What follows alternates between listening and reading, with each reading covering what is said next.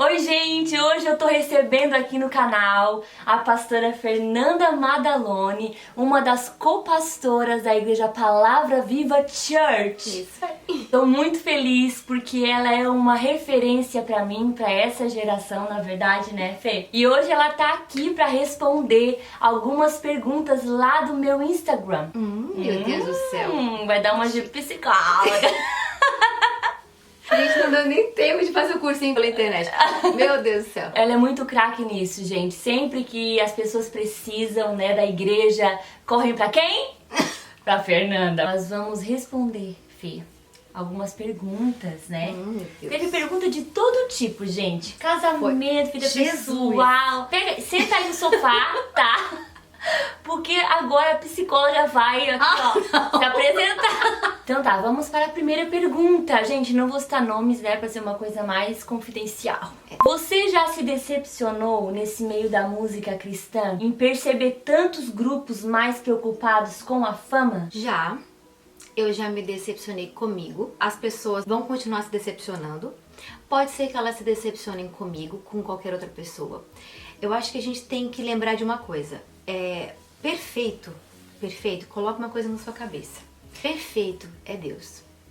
E o nosso problema é colocar uma pessoa no pedestal que ela não pode estar. Não é só por ser pecado ela estar, tirar a glória de Deus e estar no lugar que ela não tem que estar. O problema é você colocar ela no pedestal, esperar algo dela que ela nunca vai conseguir suprir. Ela é só um canal. Tirou Deus ali, acabou. E o problema o que é? A minha decepção ela aconteceu na minha adolescência, com uma cantora que eu amava, assim. Só que eu nunca me esqueço que julgaram tanto ela naquela época, mas julgaram tanto. Eu tava num carro voltando do culto e a gente começou a conversar sobre essa cantora, né, sobre o que tinha acontecido. Todo mundo falando que o que ela fez foi errado, tal.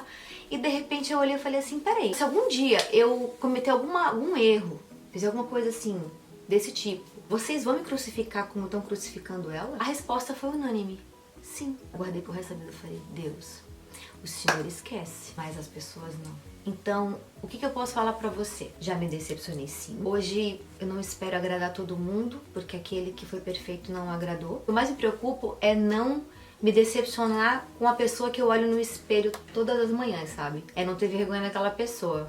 É lutar pra não dar vergonha pra ela, porque isso não é aguentar não. Então, as pessoas que muitas vezes te aplaudem vão ser aquelas que um dia podem te vaiar, podem te esquecer. Aí você fala, o ser humano é terrível. Não, nós, seres humanos, somos assim. Próxima. Qual foi sua maior dificuldade, Fê? Quando começou a ministrar? Timidez, insegurança? Com certeza, tudo isso. Tá a resposta aí. Com certeza. Tá a resposta. Porque o problema é a gente se comparar. O problema é a gente querer ser igual a alguém. Então, quando você não consegue chegar naquele nível que você acha que você tem que estar ou que você tem que ser, e aí você começa a comparar, vem insegurança. E fora que todo mundo, o ser humano já é meio tímido. Eu era a pessoa mais tímida que eu conhecia. Sério. Eu começava o culto, na hora que eu segurava o microfone, eu fechava os meus olhos, eu só abria os meus olhos na hora que alguém tocava e me Fê, lá no microfone, vamos descer. Era Acabou a assim, música. eu não abria os meus olhos pra nada. E durante anos foi assim. Pra romper essa barreira, é uma atitude de cada vez, sabe? É você se desafiar. Não tem jeito. E Deus, ele dá uns gatilhos assim, uns cliques, uns momentos em que você é obrigada a despertar o dom que ele já colocou dentro de você e não tem jeito. Verdade. Às vezes ele vai dar um empurrãozinho e vai usar uma pessoa pra te dar um empurrãozinho, né? Por livre, espontânea pressão. Verdade? Bem assim. Mas não tem jeito, todo mundo tá vencendo isso. Mas o segredo o que é? Você manter. Você manter, não deixar isso abalar você e tirar você do centro da vontade de Deus e do altar dele. É isso. Verdade. Essa é cabeluda, Fê. Ai, meu Deus. Como saber se o homem que me apaixonei e estou orando é da vontade de Deus? A palavra de Deus fala que a paz de Deus que seja o árbitro no vosso coração. Só que quando você tá apaixonada, você fica cega. O amor é cego, surdo, mudo e acabou. Isso não dá ver nada. Só que é o seguinte, veja os frutos. Minha querida e meu querido, entenda uma coisa. Quando você entra num relacionamento, meu amor, você senta naquilo e por isso você não consegue mais sair. Se você tiver assim muito apaixonado e muito apaixonado e aquilo se tornar o seu centro, você esquecer de deixar Deus no centro, você não consegue ver mais nada. Entenda que você vai passar o resto da sua vida com aquela pessoa. Eu sempre digo assim, ó, antes do sim, minha querida, Você pode pensar, você pode orar, você pode dizer, querido, peraí, eu preciso entender o que tá acontecendo dentro de mim. Meu Deus, a Fê vai mandar todo mundo terminar agora o relacionamento. Não! Só que depois do teu sim, faça dar certo, meu amor. Depois do teu sim, mas já era. Já era. Faça dar certo. Outra coisa que eu vou dizer, porque não existe o feliz para sempre. Como assim? Que negócio é esse? Vou explicar. Cinderela, Branca de Neve, a Bela, quem mais? Andaram mentindo pra você. Não existe. Depois que você sai de uma igreja, de um cartório, do que for, você vai ter que se deparar em conviver com uma outra pessoa, com outro ser humano, com outra cultura, verdade. com outros valores. Então procure alguém, no mínimo, que tenha os mesmos valores que o seu, tô falando bem sério, os mesmos valores que o seu, o mesmo propósito de vida que o seu. Aquela história, Deus não une pessoas, ele une propósito. Isso não é só uma frase não, isso é real. É verdade. Por quê? Porque quando você vê que você tá tendo um propósito de vida, o outro tá tendo outro, cria divisão entre o casal, é por isso que eles não dão certo. Tipo assim, aí casa, dá um ano, eu já quero me separar porque eu vi que não é de Deus. O quê? Antes era. O que é? O que tá acontecendo aqui? Entendeu? É bem assim. Olha pra sua vida, você tá namorando? Você tá orando ou tá namorando? Estar com essa pessoa te acrescentou? Estar com essa pessoa fez você crescer na sua vida profissional, nos estudos, ministério, acrescentou na sua família? Meu Deus, tem que ser um cara perfeito? Não, ele tem que acrescentar, mesmo que ele não seja perfeito aos olhos dos outros. Olha pra trás um pouquinho e veja assim, ó, opa, eu tô crescendo, tô caindo aqui. E seja honesta com você mesma e com você mesmo pra ver se isso não tá te acrescentando. Porque depois, acabou, colega. Depois, colega. tchau e benção. Só chora. Próxima. Como elevar o evangelho para as pessoas aí? Tem muita diferença do Brasil? As pessoas aceitam bem? Esse talvez seja o nosso maior problema.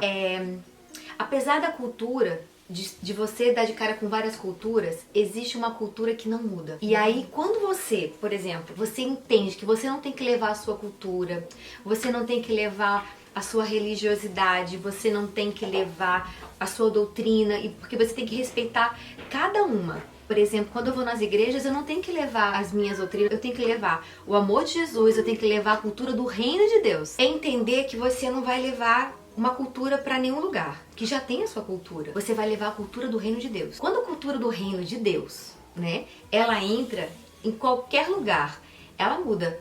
Porque essa cultura é o seguinte, onde tinha depressão acaba não tendo mais, onde tinha doença já não tem mais, Verdade. Onde tinha ódio já não tem mais, já acaba tendo amor. É assim, essa é a cultura do reino de Deus. Outra coisa não é levar a doutrina, porque cada igreja, cada denominação tem a sua. Eu aprendi que a gente tem que respeitar. Eu recebo muitas perguntas a respeito de doutrina. Eu tenho que responder para todas as perguntas sobre doutrinas fale com o pastor da sua igreja. Por quê? Porque eu não sou pastora da sua igreja. Então, já que Deus te colocou neste lugar, você se sente bem, onde que você se sente amado, amém. Então, siga. Se tiver alguma dúvida, fale com o seu pastor, fale com a sua pastora. Tem pessoas que vêm pra mim perguntar algumas coisas, pra, por exemplo, porque a Fernanda falou diferente. A Fernanda não manda, entendeu? A Fernanda não é pastora da sua igreja. Você já tem um pastor, você já tem uma pastora. Às vezes as pessoas, pra conseguir uma válvula de escape, elas usam assim, mas não, gente. Você tem que entender. É bíblico isso, respeitar as autoridades. Posso parecer até muito doida com relação a isso, mas eu acredito muito nisso. Eu acredito no princípio da honra. Eu acredito porque deu certo pra mim, sabe? Eu não tive só um pastor, eu tive um grande pai que me criou com muito amor desde os 12 anos. E ele me ensinou muito. E por isso, assim, eu sempre falo, eu não tenho medo daquele ser humano. Eu temo a unção que Deus deu pra ele. Falei pra ele um dia desses e eu falo pra quem for. Da mesma forma que Deus não vai cobrar de você como vai cobrar do seu pastor, por isso que é tão importante você honrar e respeitar a sua liderança. Porque Deus tem algo com essa liderança. Está debaixo de uma unção. Outra cabeluda, tá? Ai, meu Pai Celeste. Essa aqui dá babado, sempre. Cristão pode ou não pode fazer tatuagem? Vai perguntar pro seu pastor. Vai perguntar pro pastor da sua igreja. Fala por mim. Eu não tenho. Eu não tenho porque, primeiro, não sou fã de agulhas. Mas principalmente assim, eu queria ter um corpo, uma aparência democrática. Por exemplo, eu amo cabelo curto. Eu amo cabelo Chanel. Eu amo cabelo Chanel. Mas eu tenho muitos amigos que têm uso e costumes, e as igrejas nos chamam muito. Elas têm uso e costumes, e eu aprendi que uma das maneiras mais lindas de você amar alguém é respeitar.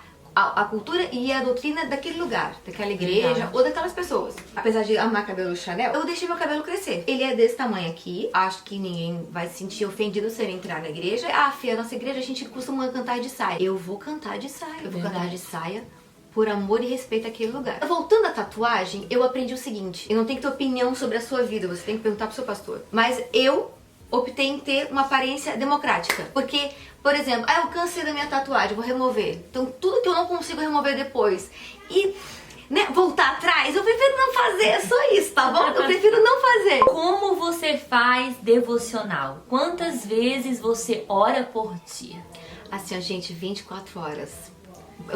Eu não tenho mais joelho, acabei, eu tenho que fazer uma operação. Mas agora falando sério, agora tenho mais joelho. Agora falando sério, agora falando bem sério, assim, ó, eu entendi que Deus, Ele é meu Pai. Então, com muito respeito, muito zelo, eu aprendi a ter um relacionamento com esse Pai. Não apenas orar quando eu preciso. Eu particularmente, eu amo orar quando eu tô dirigindo. Eu pareço uma doida. Eu tô dirigindo, eu oro, eu lembro de coisas, eu vou intercedendo. É se alimentar. Então você não se alimenta uma vez por dia ou tem uma hora X. É o que você precisa. Ah, eu não orei X de tempo, meu Deus, eu tô amaldiçoada, Deus não vai estar comigo, eu não me tornei santo. Você não vai ser mais santo ou menos santo e você não vai merecer ou merecer menos ou mais do que outra pessoa porque você ora e jejua. Nós nunca vamos merecer. A gente não recebe algo pelo que a gente faz. A gente tem livre acesso ao Pai e recebe as bênçãos porque cremos no que Ele fez, não no que a gente faz. O segredo é o que Ele já fez. Ele já conquistou todas as coisas. Então quando a gente crê, a gente recebe. Tá, então como é? Então eu não oro mais por tal. Não, Você ora assim, intercede. Porque o ato de você orar, é pra eu pensar, não tá vendo nada. Você fecha seus olhos e ora alguém.